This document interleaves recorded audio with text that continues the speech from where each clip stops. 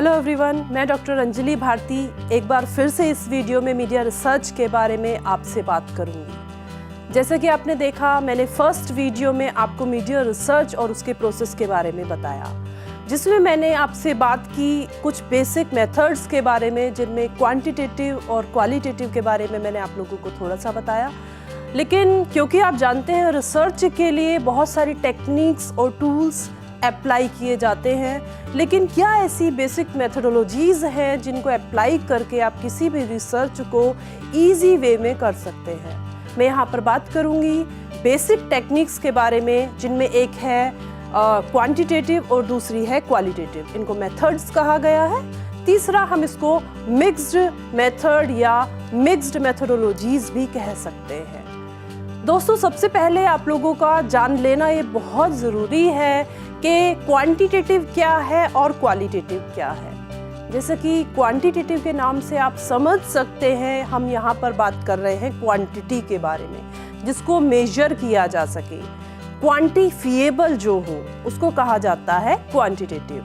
Qualitative क्या है? जहाँ पर हम बात करते हैं क्वालिटी के बारे में, उसको कहा जाता है क्वालिटेटिव। लेकिन जब हम इन दोनों मेथड्स या मेथोडोलॉजीज़ को मिक्सअप कर देते हैं, तब इसको कहा जाता है मिक्स्ड मेथोडोलॉजीज़। इसको इजी वे में समझाने के लिए मैं आपको बताना चाहती हूँ कि आप क्वांटिटेटिव और क्वालिटेटिव दोनों मेथोडोलॉजीज़ को कंपेयर कर सकते हैं सोशियोलॉजी और साइकोलॉजी से, जो कि सोशल साइंसेस के सब्जेक्ट्स हैं।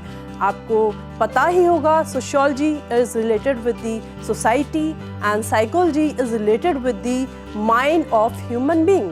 जैसे कि सोशियोलॉजी में हम स्टडी करते हैं ओवरऑल ह्यूमन बिहेवियर की, और साइकोलॉजी में हम स्टडी करते हैं ह्यूमन माइंड या mental state of a person और a group in the society. तो आप यहाँ पर कंपैरिजन करेंगे क्वांटिटेटिव और क्वालिटेटिव मेथड की इन दोनों सब्जेक्ट से या डिसिप्लिन से।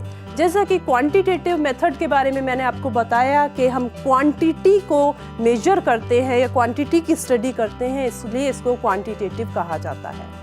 इसको सोशियोलॉजी से आप कैसे कंपेयर करेंगे? Sociology is a study of human behaviour और human being in the society. Overall human behaviour को जानने के लिए हम बता सकते हैं, एक एग्जाम्पल ले सकते हैं। सपोज करिए एक क्लास में कुछ स्टूडेंट्स बैठे हैं, जिसमें आपको क्वांटिटेटिव मेथड अप्लाई करके बताना है कि क्वांटिटेटिव मेथड अप्लाई करने से इसका क्या रिजल्ट होगा। सबसे पहले आपको बताना होगा स्ट्रक्चर ऑफ अ क्लास। जब हम स्ट्रक्चर की बात करते हैं, that means we are talking about the number of the students who are taking part in the learning process, that is quantity. जहाँ पर हमने क्वांटिटी या नंबर्स की बात की, दैट मीन्स हम क्वांटिटेटिव मेथड अप्लाई कर रहे हैं।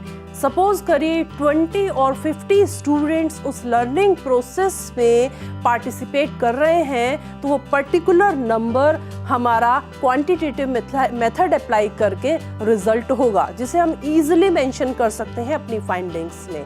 जो भी क्वांटिफिएबल है उसको टेस्ट करना इजी होता है, क्योंकि हम एग्जैक्ट नंबर और प्रॉपर नंबर अपने रिजल्ट में दे पाते हैं।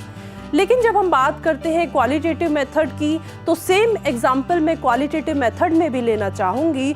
सपोज करिए उसी क्लास को अगर हम क्वालिटेटिव मेथड अप्लाई करके रिजल्ट लाना चाहे, तो क्वालिटेटिव क्या होगा?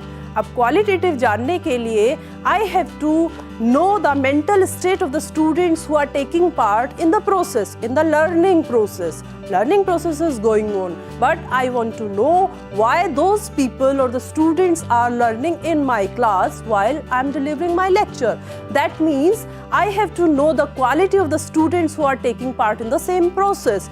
So I have to interact with them personally. मुझे जानना होगा जिस टाइम मैं लेक्चर ले रही हूँ या मैं पढ़ा रही हूँ, तो उनके इस लर्निंग प्रोसेस में भाग लेने के या पार्टिसिपेट लेने का क्या प्रोसेस है और क्यों इस लर्निंग प्रोसेस में वो पार्टिसिपेट कर रहे हैं।